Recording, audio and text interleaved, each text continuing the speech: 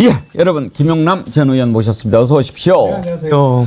지금은 개혁신당에 소속돼 계시죠? 예, 예. 뭐 맡고 계세요? 지난번에 보니까 뭐 전략위원장인가 하시던데. 아니 그 정책위 의장 하다가 예. 지금은 그 자본시장 선진화 특별위원회 위원장 하고 있습니다. 예. 그러니까 우리나라 자본시장에 문제가 워낙 많아서 주주 보호 제도의 도입이라든지 그러니까 지배주주 말고 소액 주식 투자자들이 보호받을 수 있게 여건을 만들자 뭐 그런 게 자본시장 선진화 특위의 주요 임무가 되겠죠. 저는 이번에 꼭 국회 들어가실 줄 알았는데 너무 아쉬웠어요. 못 들어갔습니다. 근데 죄송한 말씀인데 국민의힘으로 들어가는 것보다는 잘 됐다고 생각해요. 그거 지금 108명인데 109명 되면 어떨 뻔했어요. 더 어려워지지. 그 8명 어떻게 안 될까요? 되지 않을까요? 지금 예. 좀 흔들리지 않을까요? 흔들릴 수 있는 계기가 계속 생기고 있기 때문에 언젠가는 8명이 돌아설 거라고 저는 생각해요. 좀 죄송한 질문인데 지금 모르겠습니다. 이제 당에서 중책을 맡고 계셔서 이런 말씀 하실 수 있는지 모르겠는데 지금 저도 사실 웬만하면은 이렇게 그 얘기를 공식적으로 하는 것을 자제해 왔는데 이제는 이 대통령 윤석열을 저 자리에 계속 두는 게 큰일 날 것 같아가지고 어떻게 해서든지 빨리 좀 끝내는 게 나라를 위해서 좋겠다라고 생각을 하거든요. 혹시 김 의원님도 그런 생각 갖고 계세요? 그러니까 방법은 두 가지 정도가 있겠죠. 예. 아무리 대통령직이라도 본인이 그만하겠다 아니면 내 임기를 좀 줄이겠다라고 하면 뭐 그렇게 할 수 있는 거고 그래서 임기 단축 개헌 얘기가 있는 것이고요. 그래서 대통령의 임기를 지금 우리가 5년으로 하고 있는데 그러다 보니까 대통령 선거, 국회의원 총선거, 지방선거가 다 들쭉날쭉이잖아요, 사실은. 예. 그래서 내후년 지방선거에 맞춰서 대통령 선거 그리고 4년 중임제 개헌을 하면서 적어도 대통령 선거하고 지방선거는 같이 치르고 그 중간에 딱 임기 중반인 2년 후에 총선을 치르면서 정권에 대한 중간 평가 성격을 갖게 하자라는 논의가 있는 것인데 그거는 이제 개헌의 문제가 일단 나오는 것이고 또 대통령이 스스로 본인의 임기를 단축시킬 의사가 있느냐. 왜냐하면 우리 헌법 부칙에 헌법 개정으로 인해서 그 당의 대통령의 임기에 대해서는 영향이 없다. 근데 정확하게 표현하면 임기를 연장할 수는 없다는 취지는 명확한데 임기를 줄이는 것도 가능하냐 그건 좀 논란이 있을 수 있기 때문에 어쨌든 그런 방법이 있는 것이고 두 번째는 민주당을 비롯한 야당에서 자주 언급하는 탄핵이 있는 것이죠. 근데 개헌이든 탄핵이든 국회 3분의 2 이상의 찬성이 필요한 것이고 지금 야당이 3분의 2에서 대략 8석 정도가 모자라는 상태인 것이고요. 근데 이 상태를 해결하기 위해서는 뭔가 지금보다 조금 더 상황 변화가 이루어질 수 있는 어떤 트리거 같은 게 당겨져야 될 텐데 그 조만간 근데 그 트리거가 당겨지지 않을까라고 생각을 합니다. 저는. 근데 이제 지금 김 의원님은 법률가시잖아요. 네. 대통령도 대통령이지만 대통령 배우자와 관련된 의혹들이 너무 많고 만약에 그런 의혹들이 사실로 드러나서 중대한 법률 위반이 막 나온다. 네. 그랬을 때 법률적인 책임을 대통령한테 물릴 수 있나요? 법률적인 책임을 물리려면 적어도 공모관계가 입증이 돼야겠죠. 예. 아니면 우리가 박근혜 전 대통령 사건 때 이른바 많이 얘기가 됐던 경제 공동체 관계로서 뭐 이 사람이 받은 게 결국엔 이 사람의 경제적 이익과 부합한다. 뭐 예. 이런 것까지는 입증이 돼야 될 것이고 그런데 사실은 누구보다도 가까운 가족이잖아요. 배우자는. 예. 예. 그래서 배우자가 어떤 형사적인 잘못을 저지른 게 드러난다고 하면 정치적 도의적 책임은 분명히 있는 것이죠. 근데 대통령에 정치적 대해서. 도의적 책임 이런 거 느낄 사람은 아닌 것 같아가지고. 아니 근데 그거를 근데 연좌죄는 아니더라도 네. 최소한도 이게 일반 사람들의 단순한 부부관계가 아니고 최고 권력자지 않습니까? 네. 그러면은 어떤 잘못을 저질렀을 때 그 부분에 대해서 제대로 수사를 해야 되는데 비호를 하고 또 못하게 막고 뭐 이런 것들이 드러나면 그건 법률 위반 아닌가요? 아, 그렇죠. 네. 그거는 그야말로 그 부분이 드러나면 원래 잘못한 거에는 공모관계가 없더라도 배우자의 잘못된 사건에 대해서 수사를 못하게 방해를 했거나 뭐 막았거나 그러면 그건 직권남용이죠. 똑 떨어지는 직권남용이죠. 그렇죠. 예. 지금 김건희 씨를 둘러싸고 벌어지는 의혹이 한두 가지가 아닌데 완전히 이제 정치에까지 노골적으로 개입하는 그런 상황, 그런 개연성이 이제 드러나고 있거든요. 비근한 예로 지난번에 국민의힘 당 대표 뽑는데 문자가 이렇게 나왔잖아요. 한동훈하고 네. 주고받았던 게. 그거는 여러 가지 정황으로 봤을 때 두 사람 간에 주고받았던 문자인데 한동훈 쪽에서 공개했을 리는 없잖아요. 그렇죠. 그러면은 김건희 쪽에서 공개를 했을 거라는 얘기인데 네. 왜 공개했느냐? 내가 이렇게 했는데도 안 들어줬어. 뭐 내 말대로 사과도 못하게 했어. 그리고 완전히 지금 한동훈이 누구 덕택에 큰 거야. 우리 아저씨 덕택에 큰 거 아니야. 그런데 내가 문자했는데 문자도 씹어. 이거 배신자 아니야. 여러분 이런 놈 뽑으면 안 돼요. 그런 차원에서 한 거 아니겠어요? 그렇죠. 그런 목적으로 공개를 했다고 볼 수밖에 없죠. 네. 그렇게 해서 개입을 했잖아요. 어찌됐든. 그랬는데 안 됐어요. 근데 이번에 이제 새로 나온 게 창원에 있는 김영선 의원한테 김해로 가라. 이렇게 문자를 했다는 거 아닙니까? 텔레그램. 예, 네. 텔레그램을. 텔레그램도 문자죠? 아, 뭐 그렇죠. 뭐 통화도 결국엔 했을까요? 지금 뭐 새로운 증거가 또 나온다는 얘기가 있어요. 글쎄, 근데 텔레그램을 그렇게 여러 차례 주고받는 사이면 전화 통화도 가끔씩은 하지 않나요? 통상. 예. 그리고 김영선 의원이 그래도 5선 아닙니까? 아, 그럼요. 예. 5선이고 국회 부의장 꿈도 있고 그랬는데 그 5선 의원을 장기판 졸부리듯이 너 절로 가 이렇게 문자 하나로만 할 수는 없지 않겠어요? 아니, 어마어마하게 세다면 가능하겠죠. 어마어마하게 세다면. 물론 이제 뉴스 토마토의 보도가 사실이라는 전제 하에 이야기가 되겠습니다만, 통화도 아니고 텔레그램으로 보낼 수 있다면 그만큼 어마어마하게 세다는 증거가 되겠죠. 근데 어제 이렇게 우리 패널님들하고 얘기를 해봤는데 그 김영선 의원이 받았던 텔레그램을 이렇게 현직 의원들 몇 명을 이렇게 보여줬는데 개혁신당 의원이 봤다 그런 얘기가 있습니다. 그거는 그 이준석 의원이 예. 봤죠. 예. 본인이 봤다고 얘기를 했나요? 예. 그러면은 몇 시간 전에 얘기한 걸로 알고 있습니다. 그래요? 그러면 뭐 확실히 알겠네요. 예. 같은 개혁신당이라서 좀 말씀하시기가 곤란한가요? 그러니까 오늘 아침에 이제 이준석 의원이 뭐 방송에 출연해서 거기 뉴스토마토에서 언급됐던 A 의원 그게 자기가 맞다라고 인정을 했어요. 근데 이제 그게 어떤 그 공천 개입이라고 판단하기엔 애매한 부분이 있다. 뭐 이런 취지로 이야기를 했습니다. 예. 알겠습니다. 뭐 거기에 대해서 왜 그렇게 얘기하는지 또 뭐 완결성 얘기하는지 거기에 대해서는 또 여러 가지 해석이 있는데 또 같은 개혁신당에 계시니까 좀 곤란하실 수도 있으니까. 아니 근데 저는 예. 기본적으로 그렇게 생각해요. 예.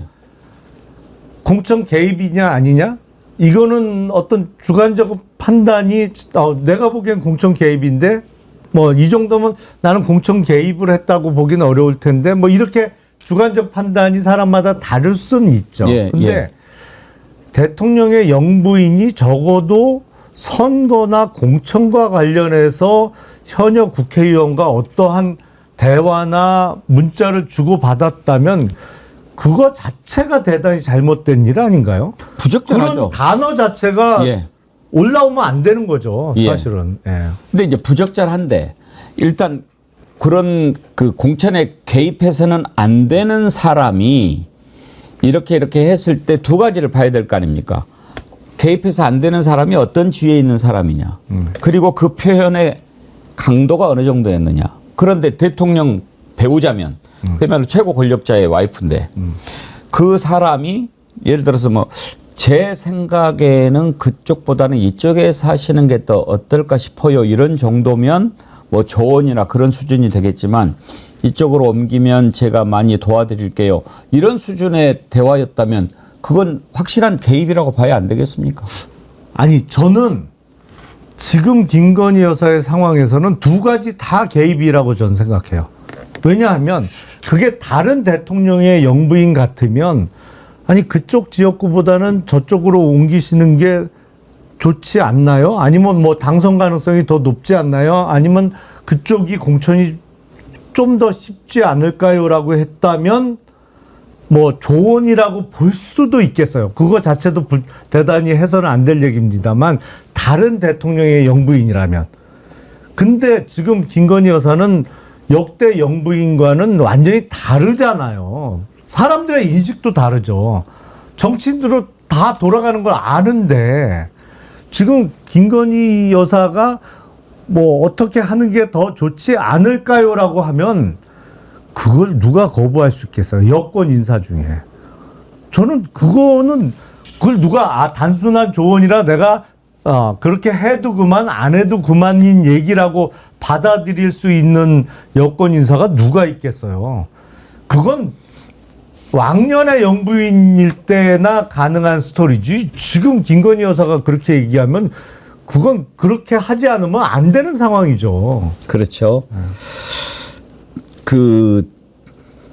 좀 죄송한 말씀인데 이거 여쭤봐도 돼요? 뭐요? 요즘에 이렇게 방송 가끔 많이 하시잖아요. 그전보다 더 좀 재미있으시지 않아요? 왜 제가 여쭤보냐면 지금 이제 우리 댓글에 오별사랑님께서 김영남 의원님 전에는 좀 억지 소리로 말씀을 많이 했을 때는 싫어서 채널을 돌렸는데 요즘에는 우리와 상식이 같으신 것 같아서 좋아졌어요. 그런 글을 주셨어요.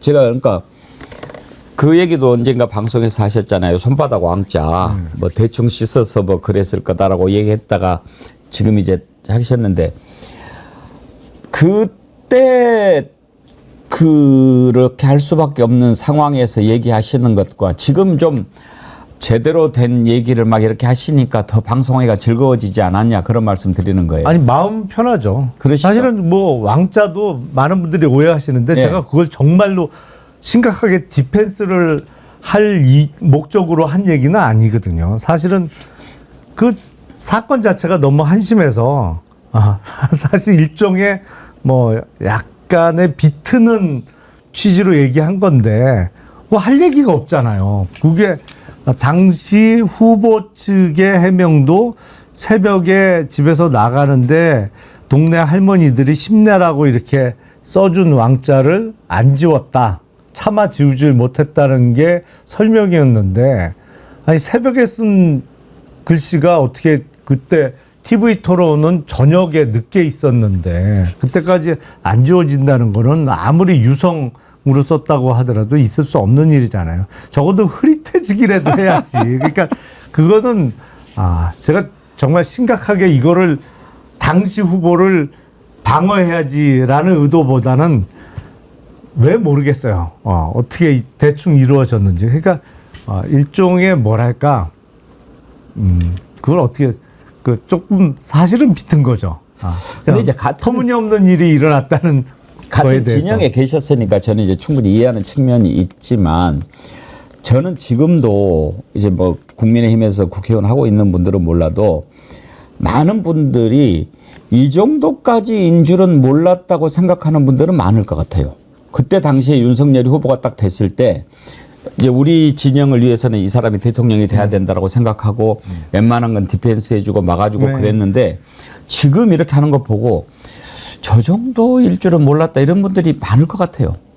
저도 그러니까요. 그러시죠? 사실은 저는 뭐 20 몇 년 전이죠. 뭐 같이 근무한 적도 있고 당시 검찰청에서 하신 적도 있나요? 그때 그 김대중 정부 시절에 광주지검에서 같이 근무했었습니다. 그러셨군요. 그러니까 검사 윤석열을 오래전부터 봤던 사람이고 해서 그 간단하게 설명드리면 이렇게 못할 줄은 몰랐어요. 정말로. 그런데 사실은 그때는 이렇게 같이 밥도 먹고 그랬지만 결혼 이후에는 그 접촉이 없었거든요. 뭐 저도 그렇고 또 제가 검찰에 있다가 옷 벗고 나온 지도 벌써 12년이 됐으니까.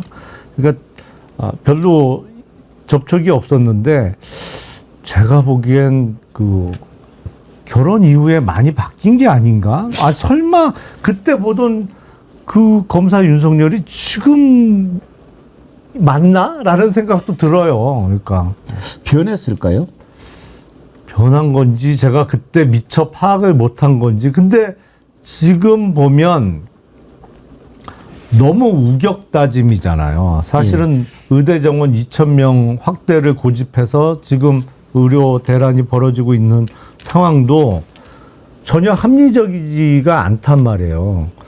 근데 저렇게 비합리적으로 일을 처리하고 이성하고는 먼 결정을 하는 사람이었나라는 의문이 계속 드는 거죠. 그러니까 검사할 땐 그러니까 뭐 조금 사건이 수사가 조금 거칠고 뭐 이런 평가는 있었어요. 그때도. 예. 조금 거칠다. 아니면 너무 이렇게 한쪽으로 쫙 밀고 간다라는 말은 안 해도 평가는 검사들끼리 서로 스타일을 알지 않습니까? 알죠. 네. 저희는 그냥 좀 예를 들면 뭐 설경구 스타일이라든지 그러니까 그런 평가는 있었지만 지금과 같은 모습을 보일 거라고는 생각을 못했거든요. 네. 아무튼 지금 뭐 너무 이제 걱정이 될 정도가 그러는데 감사원에서 발표한 거 보면 정말 기함을 할 정도인데 네. 의원님은 이거 감사원 결과 보고 어떤 생각이 드셨어요? 제가 조금 전에 모 방송에서 그 말씀을 드리고 왔는데 예. 그 주도한 업체가 21g이잖아요. 주식회사 21g. 근데 그 회사명을 제가 보고 처음에 드는 생각이 이게 영혼에 무게가 있다라고 주장하는 사람들이 사람의 영혼의 무게가 21g이라는 주장을 하거든요. 그 21g이 영혼의 무게라고 하는 것을 김 의원님은 진작에 알고 계셨던 거예요? 예.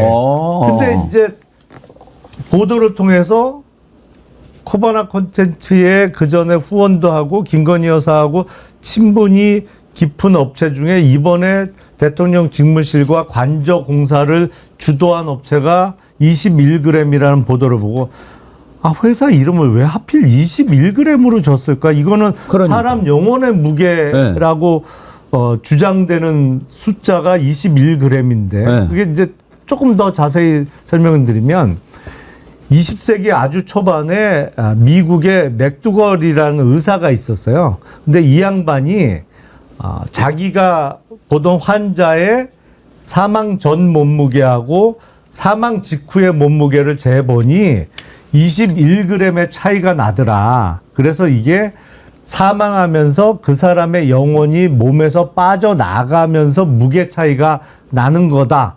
그래서 사람 영혼의 무게는 21g이다. 이런 주장을 했어요. 20세기 초반에. 그게 맥두걸이군요. 맥두걸이라는 의사가 한 건데 저는 뭐 그거는 조금 의문입니다. 왜냐하면 그때 당시 얼마나 정확하게 측정을 했는지도 잘 모르겠고 그리고 사람이 사망하면서 이렇게 몸에서 분비물이 나오거든요. 이게 모든 근육이 일시에 탁 풀리면서 분비물이 나옵니다. 그래서 그것 때문에 그 체중의 변화가 있을 수 있거든요. 그래서 그걸 얼마나 정확하게 보정을 해 나가면서 측정했는지를 몰라서 안 믿는데 그걸 그렇게 주장하는 사람들이 있어요. 근데 하필 그 딴 것도 아니고 회사 이름을 21g으로 했길래 이 회사를 그 운영하는 사람이 그런 걸 대단히 신봉하는 사람인가 보다. 근데 하필 또 김건희 여사하고 친분이 있는 업체라고 하니 이건 뭐 동서양을 넘나들면서 하여튼 그쪽과 영혼 뭐 이런 거 관련해서는 동양 서양의 그 주장을 가리질 않는구나. 뭐 이런 생각을 했어요. 김건희하고 관련이 있는 업체라고 하는데 꼭 뭐 영정 세계 뭐 이런 게 나오니까 21g 이름을 단 장례식장이 꽤 있답니다. 주로 이제 그런가요? 반려견 장례식장. 이런 데가 이제 21g 이름을 많이 쓴대요. 그러면은 인테리어 업체라고 그러는데 뭐 반려견 장례식장 인테리어를 하거나 영안실 인테리어를 하면서 21g을 쓰면 몰라도 일반 인테리어 업체가 21g이라고 쓰는 건 좀 이상하긴 하잖아요. 좀 이상하죠. 예. 네. 그런데 이제 감사원에서 조사를 해가지고 뭐 보니까 아주 뭐 한두 가지가 아니더라고요.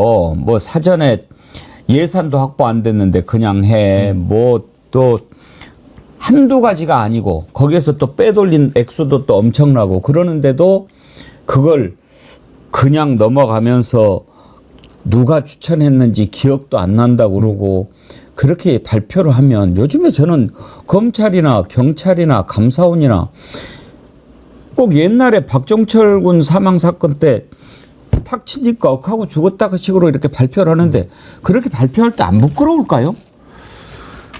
그게 이제 다른 평가는 감사원이 저 정도 발표한 것도 대단한 거다. 뭐 이런 말씀하시는 분도 있어요. 왜냐하면 그 감사원 감사 결과를 보면 이름 석자는 안 나왔지만 누가 관여돼 있을 거라는 거는 다 읽히잖아요. 다만 명시적으로 이름이 안 밝혀졌을 뿐이지. 그러니까 지금 얘기했던 21g이라는 업체가 누가 추천했는지는 알 수 없다. 근데 이게 워낙 친분이 두터워서 그 21g이 데리고 오는 하청 업체는 믿고 맡길 수밖에 없었다. 뭐 이런 내용이잖아요. 예. 그러면 그 정도 추천해갖고 밀어붙일 수 있는 사람이 누굴까? 그건 답이 나오는 거잖아요. 그러니까요. 예. 방금 전에 방송하신 데가 장윤선 취재 편의점이죠? 예, 맞습니다. 예. 거기 동시 접속자 몇 명이던가요? 확인 안 하셨나요? 몇만 원 되지 않을까요? 몇만 원 안 되고 안 되나요? 모르겠습니다. 예. 16,000. 예. 네. 우리도 16,000명이었는데 예. 대개 이제 16,000명 이렇게 하다가 2부에 게스트가 나오면 한 12,000 이렇게 빠져요. 예. 무슨 말씀 드리려고 하냐면 지금도 16,000 가까이 되는데 우리 애청자 이은주 님이 간만에 2부 동접자 15,000명 이상이 계속 유지되는 걸로 봐서 우리 애청자님들의 기대가 큰 것 같습니다. 네. 김용남 의원님 뭔가 큰 거 한 방 터뜨려 주셔야 되겠는데요. 그거 19일 날 나온다는 거잖아요. 그 한 방. 미리 얘기를 좀 해주세요. 그거는 이제 그 준비하고 어떤 것일 것 같습니까? 그러니까 아마도 제가 보기에는 텔레그램 대화보다는 보다 확실한 내용일 것 같고. 그러면은 음성? 그러지 않을까 싶어요. 예. 만약에 터뜨린다면 어느 쪽에서 터뜨릴까요? 제보를 김영선 의원 쪽에 사진은 않을 거 아니에요? 그렇죠. 그건 아니죠. 김영선 의원은 지금 부인하는 상황이니까. 예. 그러니까 그 부인하고 문자 받은 적도 없다 이렇게까지 얘기했죠. 예. 근데 전혀 그 연락한 말이 적이 거짓이라고 하는 증거가 나올 거라는 거잖아요. 아니 그거하고는 조금 각도는 다른 내용인데 뭐 중요 인물은 여지없이 등장할 것으로 보입니다. 예. 또 다른 대입 의혹일까요? 뭐 여러 가지 내용이 들어 있는 것으로 알고 있어요. 뉴스토마토 쪽에서 그러면은 공개를 한다고 그럽니까? 뭐 하여튼 지금 뉴스토마토가 가장 선도적으로 잘 치고 나가고 있죠. 네. 뉴스토마토가 제대로 증거를 확보 안 하면 절단 날걸요. 지금 뭐 서울의 소리라든지 이렇게 당하는 거 보면 네. 거기도 만반의 대비를 안 하고 했다가는 지금 날아갈 판이니까. 그렇죠. 예. 근데 어쩌다가 의원님 지금 이 대한민국 이렇게 70년대 그 공포정치 시대로 돌아간 느낌이죠? 그게 불가능할 거라고 생각을 했는데 불가능하지는 않네요. 그러니까 이게 조금이라도 발전을 계속 해 나가는 거잖아요. 그러면서 기본적으로 발전 방향은 정해져 있는 거죠.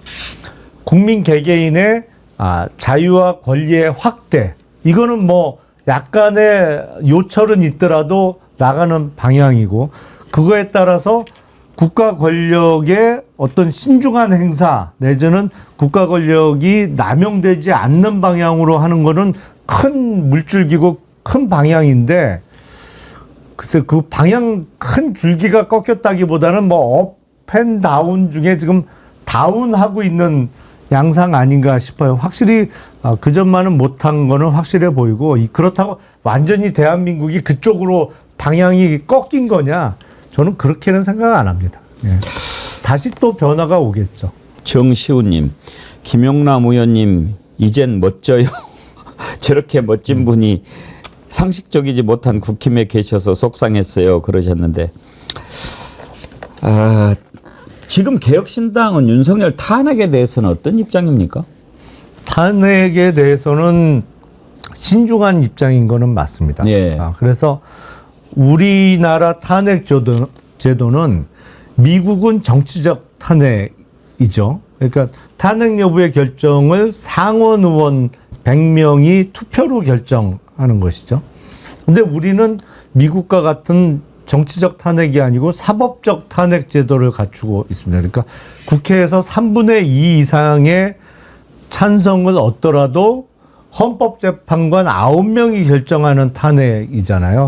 근데 그 탄핵은 대통령이 잘못하고 있다, 뭐 인기가 없다 이런 사유보다는 헌법과 법률의 중대한 위배 사유. 그러니까 사실은 범죄 행위가 그것도 중대한 범죄 행위가 입증이 돼야 탄핵이 가능한 구조를 우리는 갖고 있기 때문에 구체적으로 대통령의 그런 범죄 행위, 탄핵 사유가 어느 정도 입증될 때까지는 탄핵에 대해서는 신중해야 된다. 뭐 그런 입장입니다.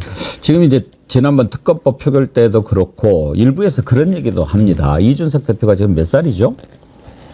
1985년생이잖아요. 그렇죠. 예. 네. 85년생. 지금 2024년이니까 만 40살이 안 됐단 말이에요. 예. 그러니까 지금 탄핵에 대해서 대통령 선거를 치르면 우리나라 헌법에 만 40세 이상 대통령 출마 자격이 있는데 이준석이 만 40살이 안 돼서 자기 대통령 선거 못 나갈까 봐 85년생이니까 2025년 이후에 탄핵해야 된다고 지금 끌고 있는 거다. 그런 얘기도 하더라고요. 아니 그건 뭐 제가 모르겠습니다. 당사자가 아니라 잘 모르겠는데 탄핵을 뭐 지금 추진한다고 내일 모레 바로 되는 건 아니지 않나요? 그런 얘기가 나오는 거예요. 그러니까 왜 개혁신당은 그 다른 조국신당이나 민주당처럼 탄핵에 대해서 좀 적극적인 목소리를 내지 않는가. 이제 그러면서 이런저런 얘기가 나오고 또 심지어는 나중에 또 다시 또 국민의힘하고 합치는 거 아니야 이런 얘기도 나오고. 일단 그건 이준석 의원의 85년 몇 월생인지를 따져봐야 될 것 같고 만약에 1, 2월생이면 뭐 충분할 것 같고 지금부터 시작해도 글쎄요 그 지금 개혁신당하고 국힘하고 다시 합친다는 건 상상하기가 좀 어렵고 저는 국민의힘은 윤석열 대통령하고 동반 추락 내지는 같이 망하는 길에 들어선 거 아닌가 싶어요. 왜냐하면 이 여당이라서 차별화가 한계가 있거든요. 한동훈 대표가 아무리 차별화를 하는 듯 노력은 합니다만 최근에 보는 지지율로 보면 여론조사 결과를 보면 같이 떨어지고 있는 양상이거든요. 그러니까 국민들이 보시기에는 그냥 그 사람이 그 사람으로 보이는 거죠. 한 몸처럼 평가받을 수밖에 없기 때문에 그런 길이 가는 것이고 사실은 여기서 국힘이 동반 붕괴를 안 당하려면 확실하게 대통령에 대해서 할 말을 하고 대통령과 대통령실의 변화를 확실하게 추구하면서 이른바 들이받아야 되는 건데 들이받는 정도는 아니잖아요. 그냥 다른 목소리가 조금 나오는 정도이기 때문에 그렇게 되면 같이 망하는 길을 피해갈 수는 없어 보입니다. 근데 그걸 저희가 아는데 합칠 일은 없죠. 김 의원님 보시기에도 윤석열하고 한동훈은 완전히 이제 쫑난 것 같습니까? 감정에 골이 깊어서 옛날처럼 그냥 서로 이렇게 궁합이 맞아서 한 몸처럼 하기는 이미 불가능해진 것이 아닌가 싶어요. 두 사람 간의 관계는 어떤 걸까요? 그냥 서로 주고받는 관계였을까요? 아니면 죽고 못 사는 관계였을까요? 옛날 민주화 시대의 의리, 동지 이런 관계는 아닌 것 같고. 서로 필요했던 거는 틀림없어 보이고요. 그리고 서로 이익을 봤던 것도 맞는 것 같아요. 그러니까 윤석열 주로 이제 검찰에서 맺어진 인연이니까 윤석열 검사가 치고 나가면 뒤에 실무 작업을 해주고 뭐 이러면서 그 같이 성장하는 관계였던 것은 틀림없고 또 윤석열 대통령이 계속 끌어준 것도 맞잖아요. 그렇죠. 뭐 젊은 나이에 법무부 장관도 예. 시켜줬고 총선을 목전에 두고 여당의 비대위원장도 사실은 시켜줬다라고 표현하는 게 맞을 것 같고. 비대위원장은 그렇죠. 예. 대표는 좀 다르지만. 그렇죠. 예. 그러니까 그런데 이해관계가 갈리기 시작한 것이고 한동훈 대표 입장에서는 저렇게 인기 없는 대통령하고 계속 한 몸으로 엮이다간 나는 제대로 선거 치러보지도 못하고 그냥 망할 수도 있겠다라는 위기감이 들고 있을 것이고 윤석열 대통령 입장에서 보면 내가 장관도 시켜줘 사실상 정치권의 입문도 시켜줘 뭐 계속 그 윤석열 대통령이 잘 쓰는 표현 중에 키웠다. 내가 뭐 거의 업어 키웠다라고 생각을 하는데 말을 안 들어? 뭐 이게 상당히 배신감도 들고 괘씸하게 생각도 드는 그런 뭐 관계 같아요. 어떤 관계가 됐든지 옳지 못하게 시작한 것은 좋지 않은 결과가 나오죠. 네. 예. 오늘 아주 이렇게 나와주셔서 감사하고요. 이준석 의원이 1985년 3월 31일 생이네요. 그럼 뭐 얼마 안 남았네요. 그러면 4월 1일을 기준으로 해서 한번 해보죠. 4월 1일은 만우절이라 그날은 조금 피하셔야 될 것 같습니다. 모든 게 뭐 거짓말로 들릴 수도 있어서. 그럴 수도 있네요. 네. 하여튼 좀 조금이라도 당겨보고 싶으니까 그럼 4월 2일로 하십시다. 신명철님, 김용남 의원님, A, B 의원 누굽니까? A는 이준석, B는 천하람 맞습니까? 이준석 의원은 아침에 얘기했다고 그러고 천하람 의원도 봤대요? 천하람 의원은 본인 입으로는 아직 얘기를 안 한 것 같은데. 네. 네. 김 의원님은 못 보셨어요? 예? 김 의원님은 못 보셨어요? 저는 못 봤습니다. 예. 보셔놓고 안 보셨다고 얘기하는. 아니 그 상황은 이제 이준석 의원이 본 건 맞고 이제 전해 들은 거죠 저희는. 예. 예. 알겠습니다. 오늘 이렇게 오랜만에 뵈서 참 반가웠고 옛날에 우리 공감 토론할 때 많이 예. 뵀는데요. 그렇죠. 이제 좀 자주 나와주세요. 예. 추석 명절 잘 보내시고요. 추석 때는 어떻게 보내세요? 전 집에 있고 성묘 가고 그렇습니다. 예. 어디로 가십니까? 저는 경기도 광주에 이제 부모님을 모셔갖고요. 거기 갔다가 또 장흥 쪽에 그 처가 그 장인어른 묘소도 찾아뵈야 되고. 예. 경기도 토박이신가 보군요. 그렇습니다. 예. 저는 또 그쪽에서 이렇게 지역구라서 꼭 또 그 자기 고향이 아닌데도 지역구 하는 분들이 많이 있는데 경기도 토박이시군요. 예. 경기도 토박이가 사실은 옛날로 따지면 양반 중에 양반이죠. 자부심이 대단하신 거죠. 예. 경기도는 인구가 지금 폭발적으로 늘고 있어서 예. 사실은 서울보다도 인구가 지금은 거의 400만 명 정도 많은 단체가 됐죠. 지방자치단체가. 그러면 굳이 국회 다시 저기하지 마시고 이 다음 지방선거 때 경기도지사 나가세요. 잘 하셔가지고 국민의힘 빼고 민주당, 개혁신당, 조국신당 통합 대표로 한번 나가세요. 뭐 그렇게 후보를 만들어 주시면 고려해 보겠습니다. 일단 민주당으로 가시면 돼요. 예, 고맙습니다. 또 뵙겠습니다. 예, 감사합니다. 예. 개혁신당에서 위원장을 맡고 계신 김용남 전 의원 만나봤습니다. 예, 오늘 여러분들 정말 많이 축하해 주시고 함께해 주셔서 너무너무 감사합니다. 또 이렇게 많이들 축하해 주셨는데 제가 좀 소개해 드려야지요.